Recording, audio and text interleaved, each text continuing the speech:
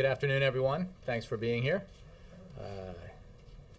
Happy Valentine's Day to all of you, from all of us. Before I get started, I wanted to make note, if I could, of a development in the Senate.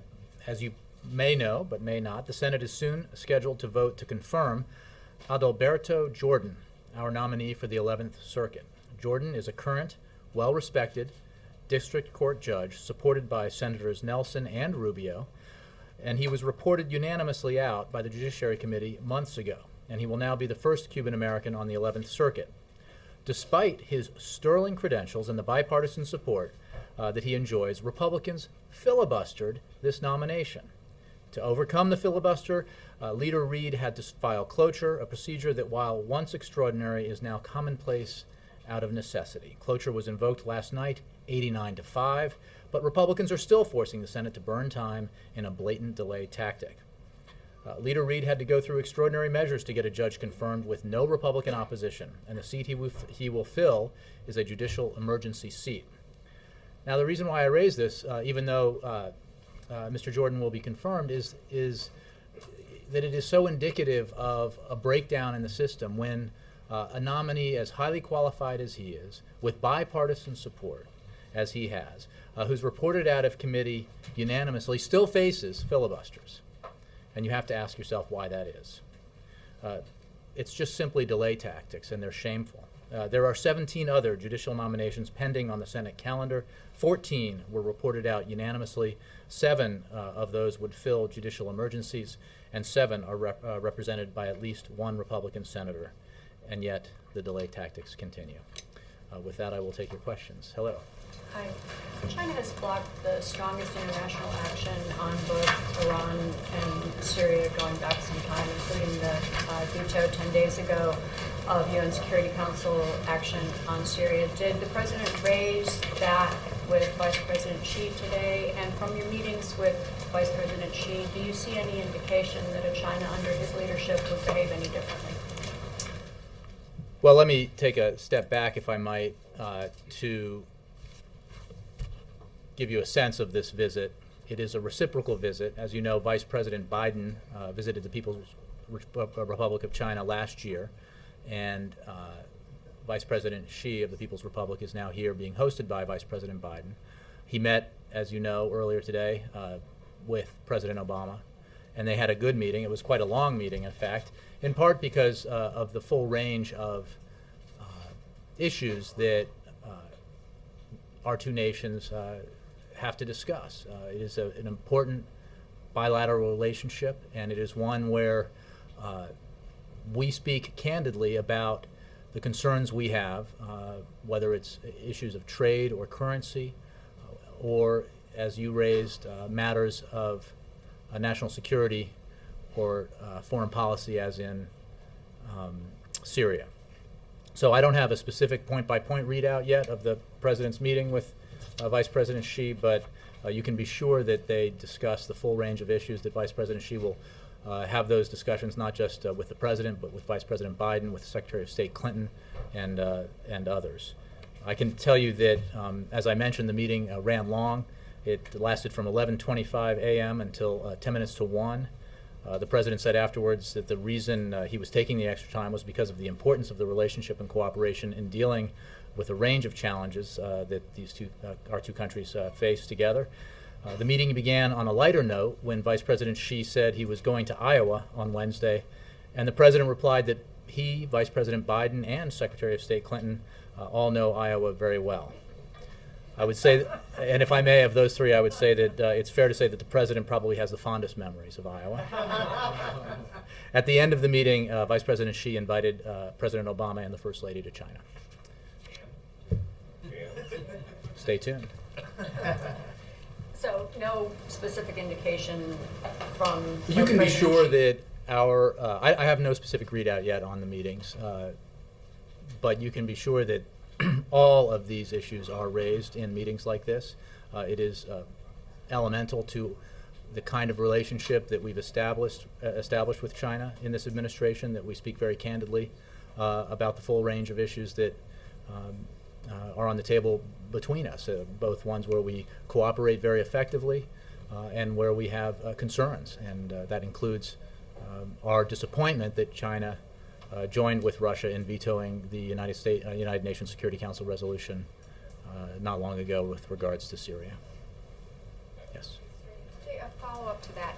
Did this question of currencies come up specifically in the conversation? The President mentioned the trade imbalance, but did currencies in particular come up? Again, I don't have a point-by-point readout of that meeting for you.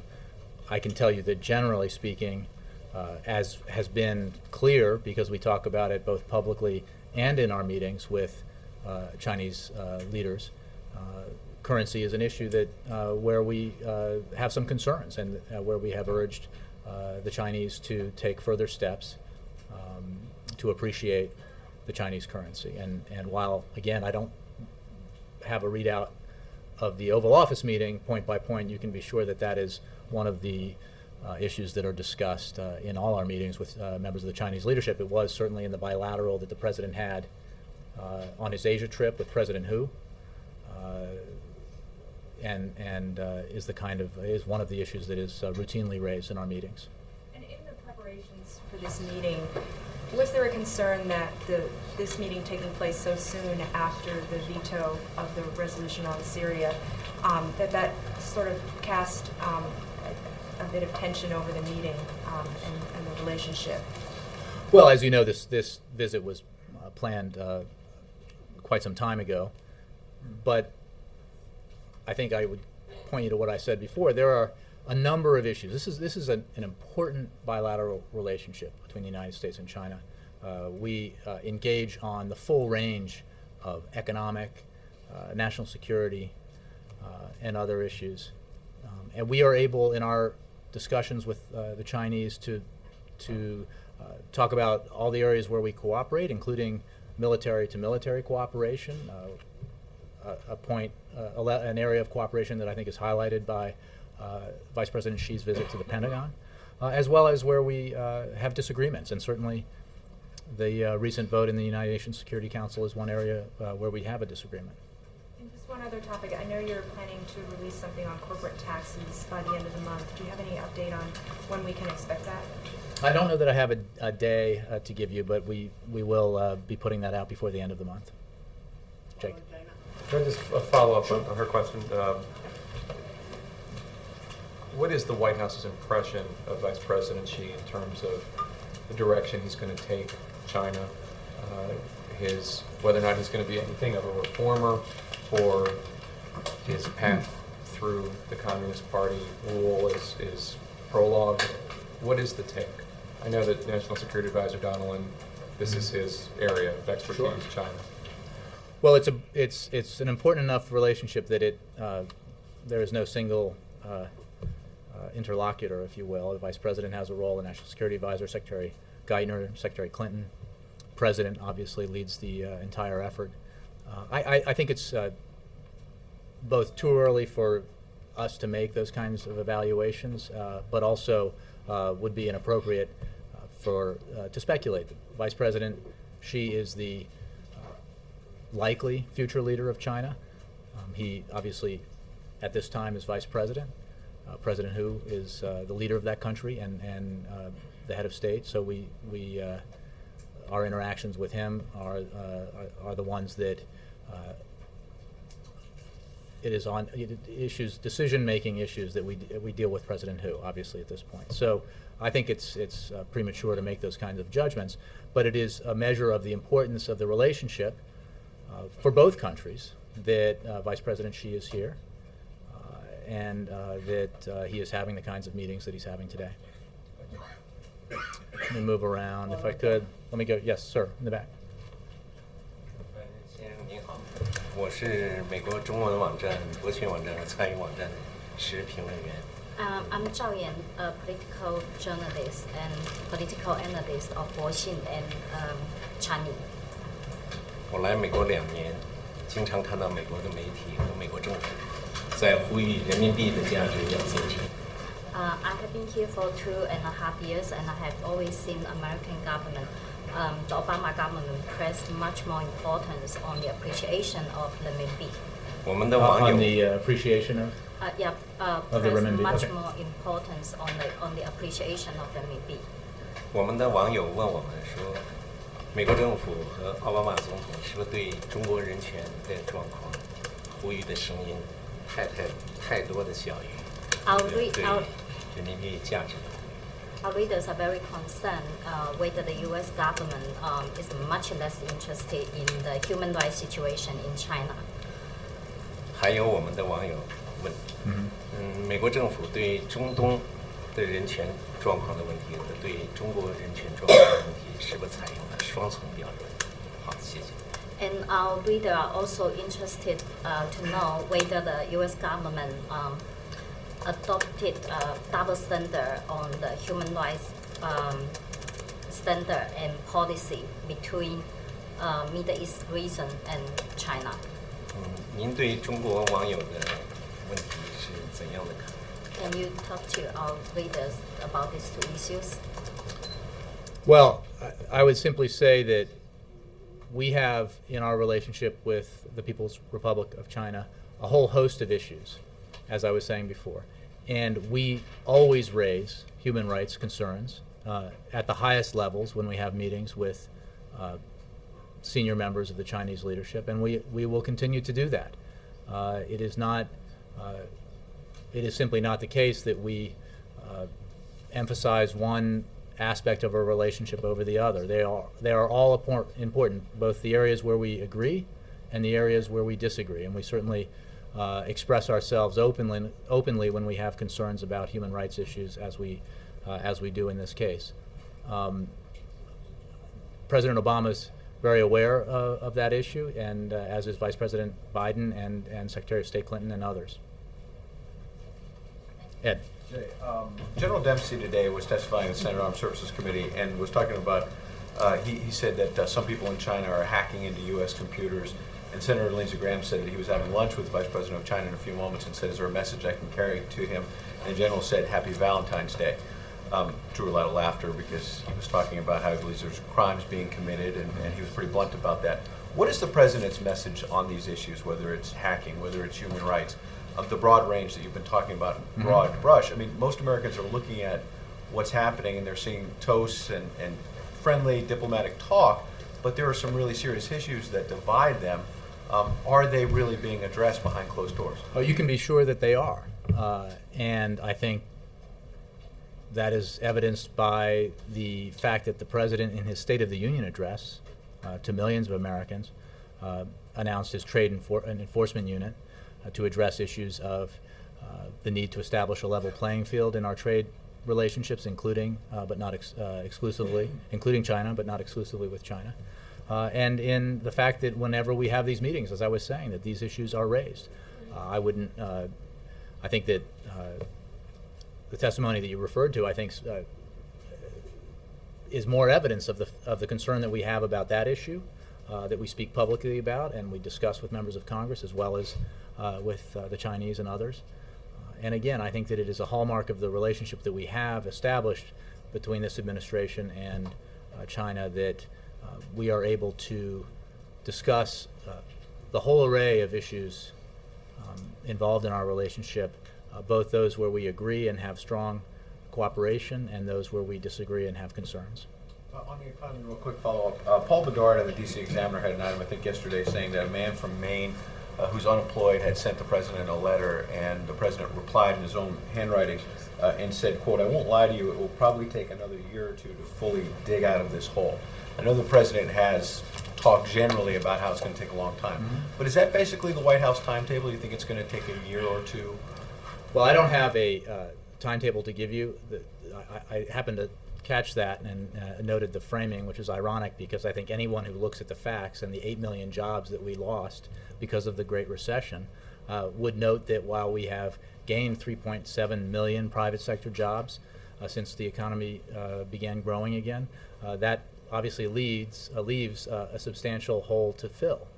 And that's why the President is so focused on extending the payroll tax cut, extending unemployment insurance, and passing the measures that will enhance the rebound of American manufacturing, passing the other aspects of the American Jobs Act to put teachers back to work and construction workers onto the job. So yes, the work is not done. Recovery from this terrible recession is underway, but it is far from finished. And I think that's reflected in the letter that you mentioned. Nora? Can I ask you on Syria? Yesterday you talked about the Friends of Syria meeting that would be convened February 24th in Tunisia, and then the President spoke with Prime Minister Cameron yesterday. Is the President going to be making a series of calls to world leaders in terms of trying to gather and garner more support towards some sort of additional action in Syria? Well, I don't have any additional calls to preview for you or read out, but the President is very engaged in this issue, as is, of course, the Secretary of State, the U.S. Ambassador to the United Nations, and others. We are working with our allies and partners within the Friends of Syria context to examine all ways that we can further pressure the Assad regime to get it to cease its reprehensible violence against its own people. Without any Security Council backing, what really can the U.S. do additionally? What other options do Well, we we have? can continue to put pressure on the regime through sanctions. We can continue to move towards assisting the Syrian people through humanitarian aid, and we can continue to make the case internationally to those who have yet to agree with us, and they are in a distinct minority, that the Assad regime has lost its legitimacy and needs to go. So we will, you can be sure, continue to work very hard to try to bring about the transition to democracy that the Syrian people so clearly want and deserve before it is too late. There is a political solution to be had here, and it is imperative that every nation that considers itself a friend of the Syrian people act on the Syrian people's behalf. Last night on our evening news, I reported that the White House, an official had told me that because of the Security Council's failure to even condemn the violence in Syria, that China and Russia's veto amounted to a quote-unquote license to kill. So I agree with that. I agree with that assessment. It is, and it is a warning that we made to our fellow ambassadors and others up at the United Nations prior to the United Nations Security Council vote, that failure to pass that resolution would be essentially a signal to Assad that he could act with further impunity in brutalizing his own people, killing innocent Syrian civilians, and that has seemed to have been the case. And it is highly regrettable that that veto occurred and that the resolution didn't pass. And that's why it is so important for action to be taken, for the international community of nations who consider themselves friends of the Syrian people to come together and do everything they can to further pressure the Assad regime and to assist the Syrian people. And then just finally on corporate tax reform, do you envision a scenario where the President and his advisors would consult Republican leaders on that tax reform proposal before putting it out in order to try to get them on board so that it could actually be passed this year? Or is the President just going to put it forward like he does with other proposals? Well, we intend to put forward our corporate tax reform proposal. We certainly hope that. Republicans on board for to. Well, I don't think this is a case of getting people on board before. I think this is an issue where there is the opportunity, or at least the potential, for bipartisan compromise. The President has made his principles pretty clear in his approach to corporate tax reform, and they are sound principles. And again, principles that we believe should have broad bipartisan support. And once that proposal is put forward, we will certainly engage with Congress to see if there's an opening here to get something done. As I was saying, I think just the other day, I think it's a fallacy to assume that there cannot be significant accomplishments on Capitol Hill this year just because it's an election year. In fact, the opposite may be true. It's certainly worth trying. Steve. In general terms, is the U.S. interested in using this visit by Vice President Xi to ask China to lessen its dependence on Iranian oil imports as you try and isolate Iran even more? Well, I think that that issue is one of a portfolio of issues that are likely to be discussed in these meetings. I think it's important, again, to note, however, stepping back, that this is a reciprocal visit of the Vice President of the People's Republic to the United States, hosted by the Vice President of the United States. He is not the leader of China, but the presumed future leader of China. But these are important discussions to have, certainly. Just following up on that, India has said it won't implement any sanctions on Iran that aren't endorsed by the UN Security Council. The President spent a lot of time engaging India. Is this something that could complicate the improved U.S. relations that this administration has pushed? Well, I don't know about that. I think that we have made clear to all of our allies and partners around the world about the importance of isolating the regime in Tehran and putting pressure on Iran to give up its nuclear weapons ambitions. We will continue to work with countries around the globe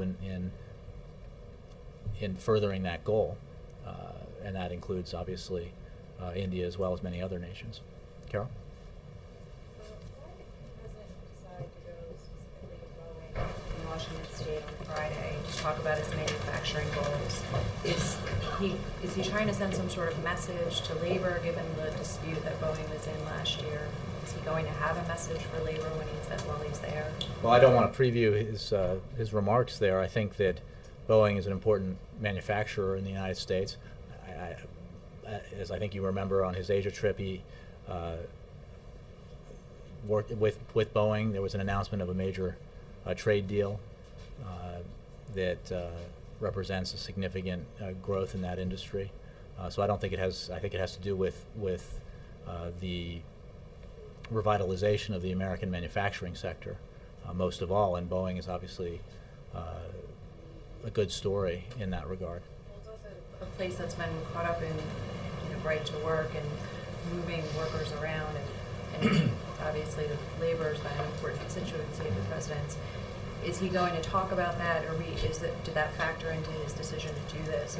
I'm not aware that I think the issue here is about the revitalization of American manufacturing, the measures the president wants Congress to take, and the measures he will take through his executive authority to try to continue this rebound in American manufacturing. And I think that will be the primary message that he'll deliver when he visits Boeing on Friday. Hans? Yeah, just to follow up on that invite for the visit, was that for this year? I think it was just a general invitation. I don't have a time frame on it. So it wasn't like it was presupposing a certain president's I wouldn't pack re-election. your bags right away. No, but it was a serious question. Did you say, was it more just, oh, you should come visit, stop by with the kids sometime, or was it a formal invite?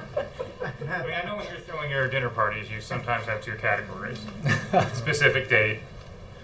I think it was a serious invitation made by the Vice President of the People's Republic to the President, but I don't have a time frame for you on it. Was the time frame given? Not that I'm aware of. Yes. Jay, there's a report out that the administration is considering, along with some of the allies, kicking Iran out of an outfit called SWIFT, S-W-I-F-T, an independent financial clearinghouse that would really put the financial screws to them in a big way. What are the prospects for that? You know, I'll have to take the question. I don't have information on that for you. Perhaps Treasury does. All right. On another issue, the President referenced in his comments today about the tax cut extension, the rising oil prices, rising gasoline prices that people are facing. What is the administration doing right now in terms of tracking where these prices are headed upward so dramatically, and what are the prospects for possibly tapping the Strategic Petroleum Reserve again to try to bring the prices down? Well, as was the case earlier in his administration, when we saw a rise in prices like this, we monitor them very carefully. The President is keenly aware of the impact that higher gas prices have on families trying to make ends meet.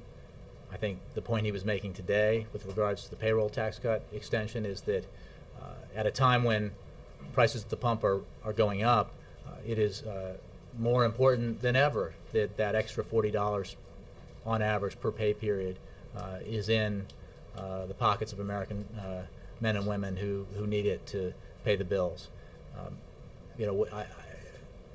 Our approach to this begins with the recognition that there's no silver bullet in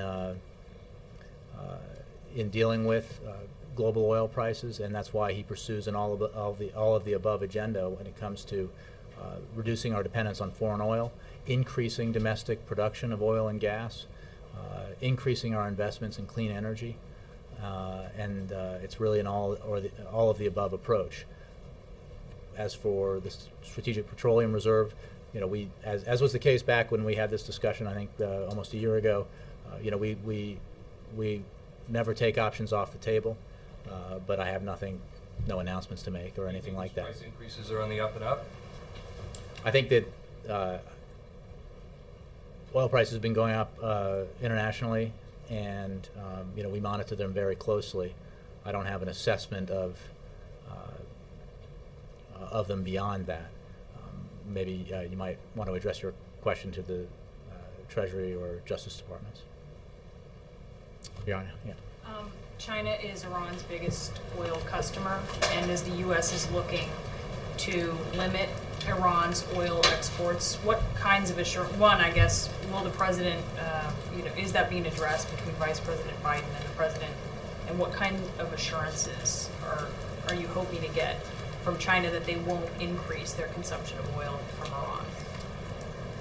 Well, you rightly identify this as an issue that we have raised with our allies and partners around the world. And it is certainly on the list of topics that are discussed in meetings with the Chinese leadership, including in these meetings with Vice President Xi. I don't have, like I said earlier, a detailed readout of the Oval Office meeting that the Chinese Vice President had with the President, but I can assure you that this is a topic that is, of course, one that we discuss with the Chinese leadership as well as with other countries. I don't have any readouts to give you in terms of their response to this issue that we raise, but it is certainly our position that we need to work collectively to put pressure on Iran, to isolate Iran, and one way to do that is to limit the import of Iranian oil. So this is an important issue. How does this visit work toward maybe solidifying some sort of assurance? Again, I don't have specifics about the interchanges at this point, but it is an issue that we raise with the Chinese as we raise it with many other countries.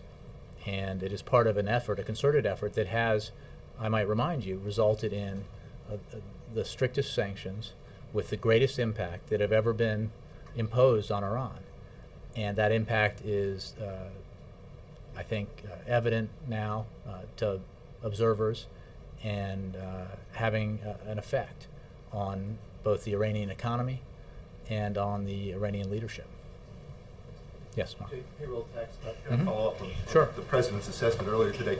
Is it the view of the White House that things are close to an accord or not that close? And is, perhaps even more important, is this a case where nothing is agreed to until everything is agreed to, including the doc fix and the jobless benefits extension? Well, let me make a couple of points about that. First, most importantly, point you to the comments the President made today. As ever, he says it best, and he did today about his views of the current discussions underway about how to extend the payroll tax cut, how to extend unemployment insurance, and the so-called doc fix.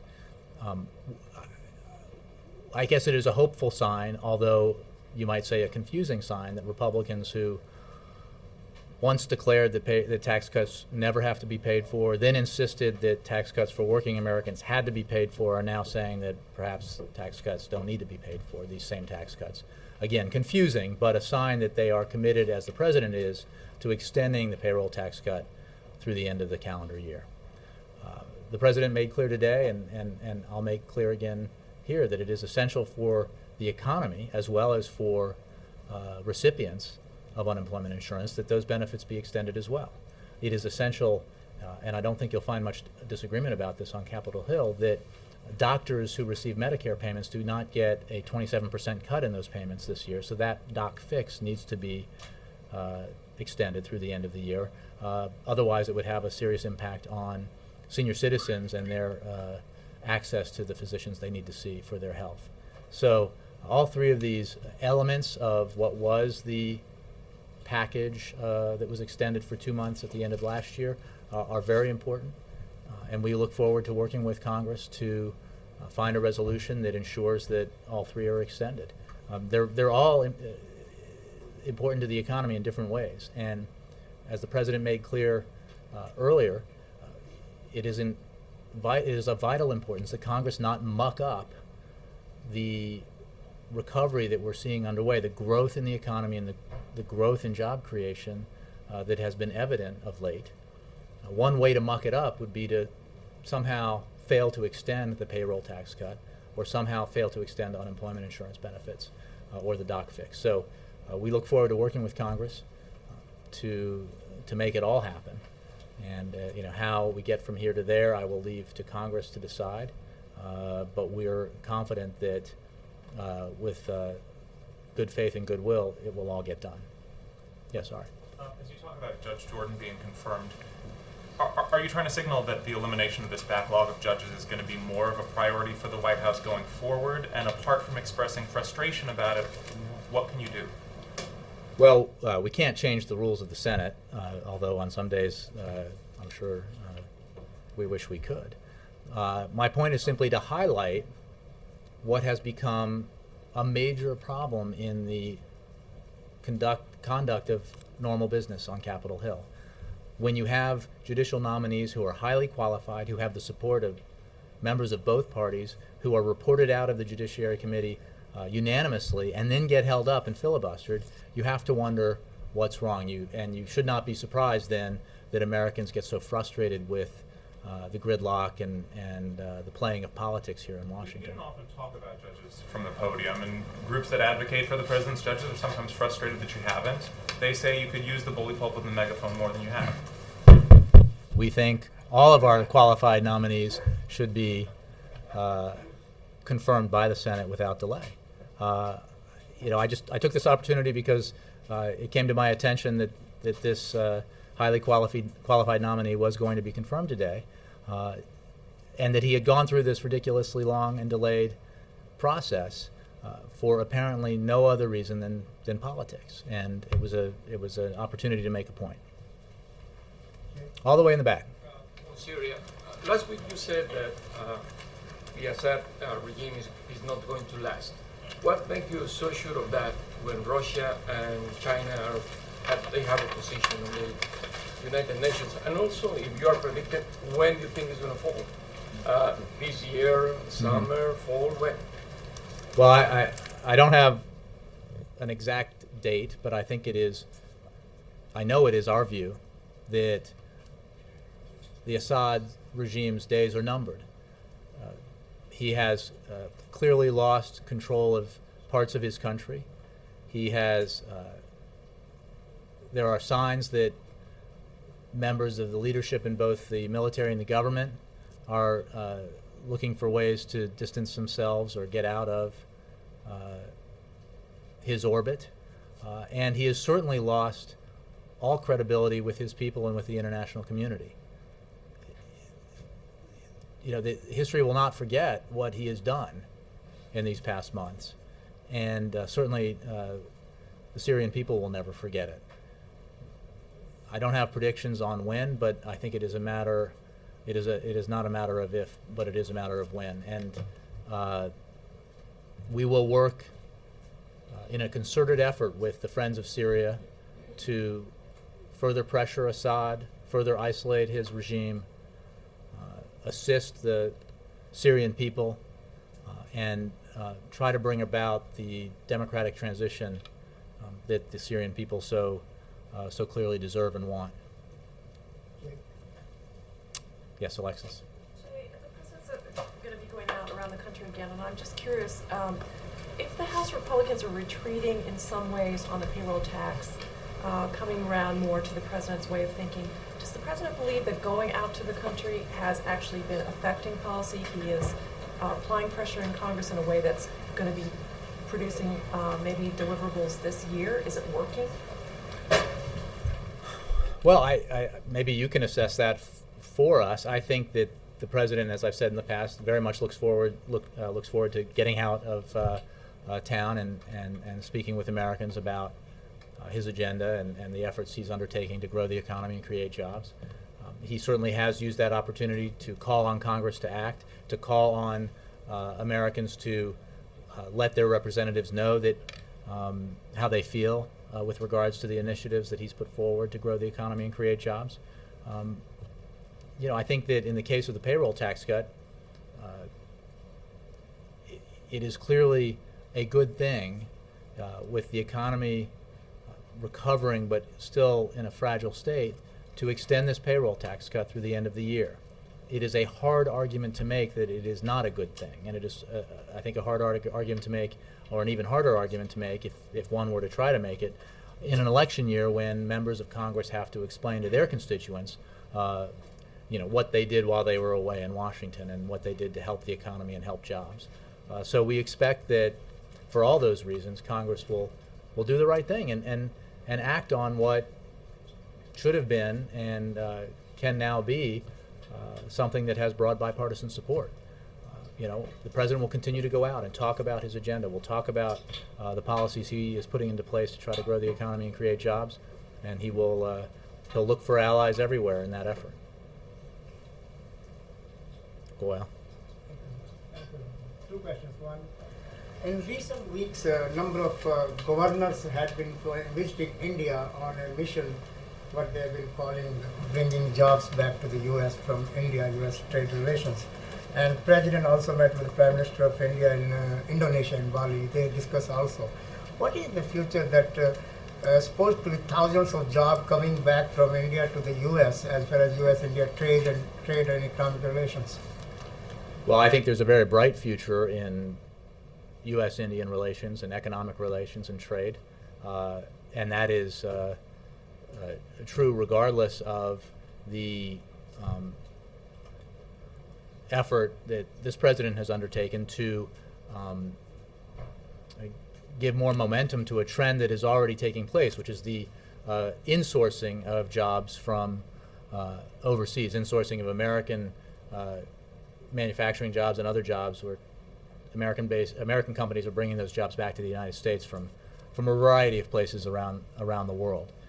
We obviously think that's a good thing for this country, for this economy, but broadly speaking, trade with India, trade with China, trade with countries all around the world is vital to global economic growth and especially to economic growth in the United States. And you know, this president has set a goal of doubling our exports by 2015. We are on track to meet that goal, and this president will do everything he can to enhance and spur economic growth so that we do meet that goal by 2015. Do you think governors from Maryland and Virginia were making any differences because of their visits?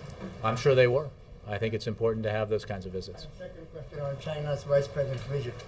Hundreds of Tibetans are demonstrating outside the White House.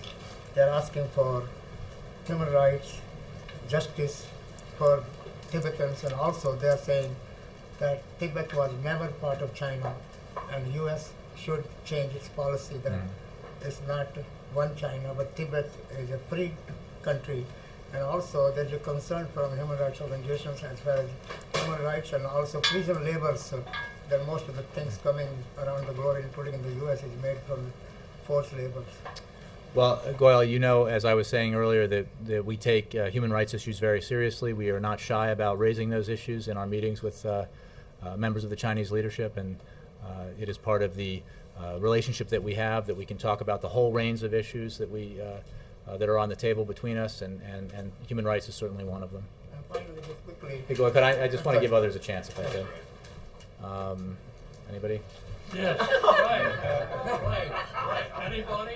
Anybody? Yes, ma'am. Oh, come on. Thank you. Regarding the human rights issue, because the Vice President Biden in his speech, he mentioned that he visited individual human rights cases with the Chinese Vice President Xi. So I'm wondering if you have any information which individual cases were raised. I don't. I'm afraid I don't have a detailed readout of that, but well, we'll see if we can provide more details about that. Can I clarify one thing Yeah. on the visit? I don't think we mentioned Taiwan. Was Taiwan and Again, I don't have a detailed readout. I think all of the issues that are traditionally part of the discussion with China are likely to have been raised, but I don't want to. Maybe got one? Well, I'm sure we may have more of a readout. I gave you some of it. We don't tend to read out every topic of every conversation that we have with foreign leaders, but we'll see if we can get you more. Just two questions, Dana. Just two. I'm sorry. Yes, sir. Last one. That's all that you got This with is a this. family. This is we got to keep it clean here. Yes. Keep it clean now. Wait a minute. What do we mean by Yes, sir. that? I know you don't have a readout, but is it fair to assume that the president conveyed that message in person, that you agreed to, that a veto by China on a Syria resolution at the United Nations amounts to a license to kill? And do you buy into or accept the justification by the Chinese that the United Nations or the United Nations Security Council should not be used to issue mandates to change regimes? Well, our views on why that resolution was important, and it was a negotiated resolution that we had hoped would garner support broadly and would not be vetoed, are well known. We've made that clear. Again, I don't want to give you an itemized list of topics that were discussed because I don't have that list to read from for you, and I don't want to say that something was discussed if I don't know for sure that it was. But I can tell you, broadly speaking, that in our conversations with Vice President Xi and in our conversations with Chinese leaders in general, we bring up all of these issues, including our disappointment with the vote in the United Nations Security Council, including human rights and other issues, as well as our important cooperation on economic issues, on military-to-military relationships, and the whole range of matters between us. So again, I don't have a specific itemized list of the topics that were discussed in the Oval Office, but I can assure you that broadly speaking, we speak very candidly with the Chinese. I think, as the questioner earlier indicated, the Vice President of the United States made that point in his remarks at the lunch today. So I think that is generally the case. Any concerns about Supreme Court Justice security? I thought someone else might ask, but we didn't get a chance. After Justice Breyer, this is the third incident, maybe in a decade, not too recent, but it was a pretty serious incident. The President have concerns about security, anything the White House is looking at? I'm not aware of anything that the White House might be looking at or the Secret Service. I mean, I would refer you to the Security Service for the Supreme Court. Thank you all very much.